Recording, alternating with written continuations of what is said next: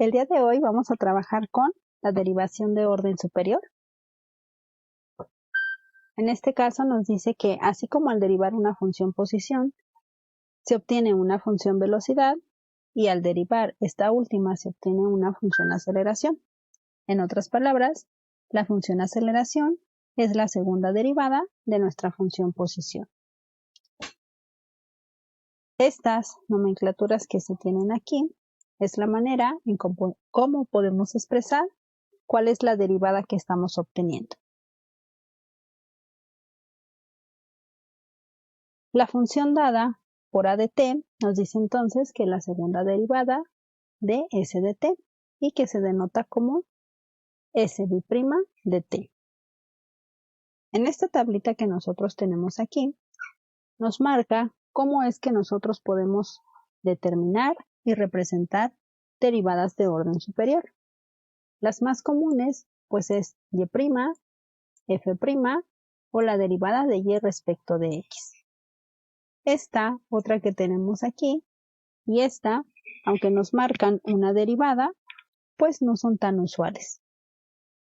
Cuando nosotros queremos encontrar una segunda derivada, entonces la vamos a marcar como un y' o f' o segunda derivada de y respecto a x, tercera derivada, cuarta derivada o una enésima derivada. Entonces, esta tabla que tenemos aquí, pues nos indica cuál es la nomenclatura en que nos podemos encontrar una descripción de la derivada a encontrar.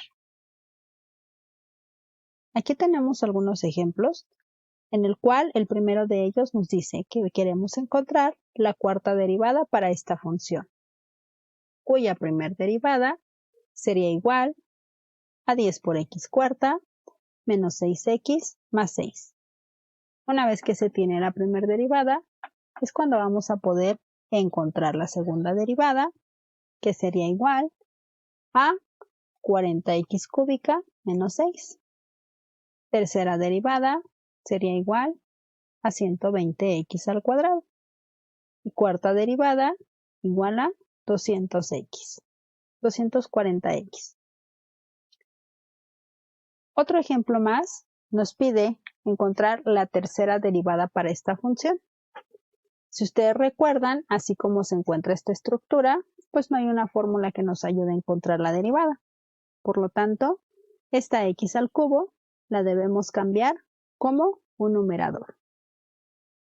Por lo cual, entonces tendríamos que y es igual a x a la menos 3, cuya primera derivada sería igual a menos 3x elevado a la menos 4. Esta expresión que tenemos aquí, hasta el momento, no podemos quitarle este negativo, ya que vamos a seguir efectuando derivadas. Cuando hayamos terminado, entonces podemos reescribirla con su potencia positiva. Por lo tanto, la segunda derivada nos dice que sería igual a un menos 12 por x a la menos 5 y que la tercera derivada sería igual a un menos 60 por x a la sexta. Y aquí pues ya podemos reescribir la expresión con la potencia positiva. Lo mismo ocurre para esta función. Si queremos encontrar la segunda derivada, primero cambiamos el 4 menos 9x a la potencia 1/3 y a partir de ella, pues utilizando regla de la cadena, podemos encontrar la derivada para nuestra función. Esta función que tenemos aquí es con la que podemos seguir trabajando y no reexpresarla sin potencia negativa, ya que habrá que volver a derivarse. Entonces, si nosotros cambiamos la potencia positiva, después tendremos que volverla a cambiar a negativa. Una vez derivada y encontrando la última solicitada, entonces ya se puede escribir con su potencia positiva. Y este tipo de derivadas la podemos realizar para cualquier función, ya sea exponencial, ya sea logarítmica, trigonométrica, polinomial, etc. Otro tipo de derivación que tenemos es el método de derivación logarítmica, el cual pues nos dice que lleva una secuencia de pasos para poder encontrar su derivada. Nos dice que se llama derivación logarítmica al proceso utilizado para realizar derivadas de forma sencilla utilizando las propiedades de los logaritmos. Los pasos a seguir son aplicar logaritmos a ambos lados de la ecuación, después aplicar las propiedades de los logaritmos, aplicar la derivación implícita y finalmente sustituir a nuestro y. Es por ello que entonces es importante recordar cuáles son las propiedades de los logaritmos. En esta pequeña tabla que tenemos aquí, podemos observar que si tenemos un producto de logaritmos, se puede expresar como una suma, si hay un cociente como una resta y si hay una potencia como un coeficiente. Tenemos entonces nuestro primer ejemplo, que es igual a y igual a x elevado a la x más 1. Al aplicar los pasos que nos piden para la derivación, dice que es aplicar logaritmos a ambos lados de la ecuación. Una vez aplicados, utilizar propiedades.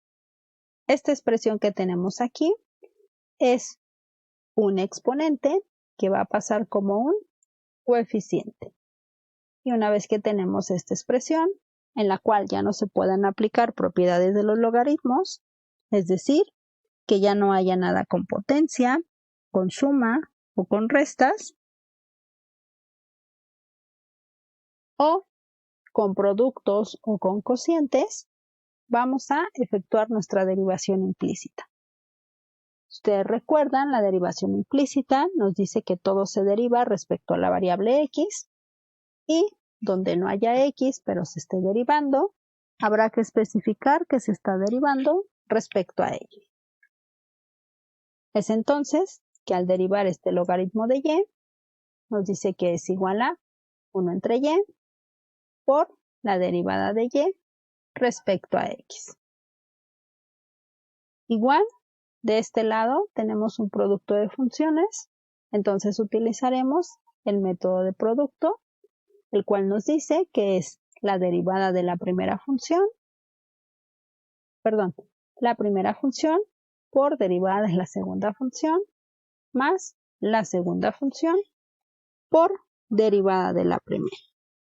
Una vez que se efectúa esta fórmula, si hay algo que se pueda simplificar, lo hacemos, y si no, pues queda expresado de esa manera. En este caso, como nosotros ya tenemos despejado esta derivada de y respecto de x, pues solamente le vamos a quitar este término, que si aquí está multiplicando, pasaría dividiendo. Pero al realizar la ley de extremos y medios, pues nos quedaría solamente como un producto. Y una vez que tenemos esta expresión, nos pide sustituir lo que originalmente era nuestro y, que es x elevada a la x más 1. Para el ejemplo número 2, pues realizamos el mismo proceso. Una vez que se conoce la función, aplicamos logaritmos a ambos lados de la ecuación. Después aplicamos sus propiedades, es decir, esta potencia va a pasar como un coeficiente. Una vez que tenemos esta expresión, vamos a derivar implícitamente. Aquí volvemos a tener 1 entre y por la derivada de y respecto a x. Y de este lado, para esta expresión, vuelve a ser un producto, por lo cual decimos que es u por la derivada de b más lo que sería b por nuestra derivada de b. Este 2 que tenemos aquí sería la derivada de esta expresión, pero si ustedes recuerdan, decíamos que siempre que quedara una expresión multiplicando por su derivada, esta iba a pasar como un coeficiente. Finalmente, vamos a despejar la derivada de y respecto de x, que pues quedaría igual a este y multiplicando a la expresión que ya se tenía. Y finalmente vamos a sustituir lo que sería nuestro valor para y.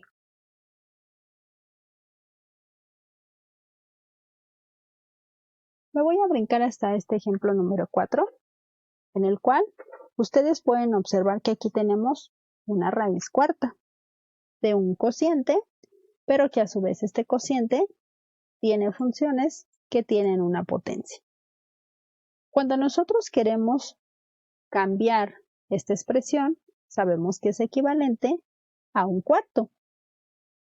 Entonces, desde esta parte, cuando nosotros aplicamos los logaritmos y quitamos el radical, es posible que podamos reexpresarlo también de otra forma, ya que un cuarto es la potencia del numerador y también para denominador. Pero al tener este 2, sabemos que podemos aplicar ley de exponentes, es decir, que este 2 multiplicaría el 1/4, es por ello que nos queda 1/2, y en el caso del denominador, este 3/4. Al ser un cociente lo que tenemos, vamos a aplicar propiedades de los logaritmos, el cual el cociente lo cambia a una resta. Y esta potencia que nosotros tenemos aquí lo cambia como un coeficiente. Por lo tanto, nos quedaría la expresión logaritmo de y es igual a 1/2 del logaritmo natural del coseno de 2x menos 3/4 del seno de 5x. Una vez que tenemos esta expresión, pues vamos a derivar implícitamente. En el caso del logaritmo de y, su derivada es 1 entre x, pero por la derivada de y respecto a x, igual a 1/2 que va a multiplicar a la derivada del logaritmo de coseno de 2x, donde su derivada dice que es la derivada de u entre la expresión que era u, menos la derivada de nuestro seno de 5x. Bueno, aquí hizo falta este logaritmo porque era el cociente y entonces vuelve a quedar nuestra derivada entre la función u. Estas expresiones que nosotros tenemos las podemos multiplicar, quedando esta expresión solamente con un menos 1 y esta nos quedaría como menos 15/4.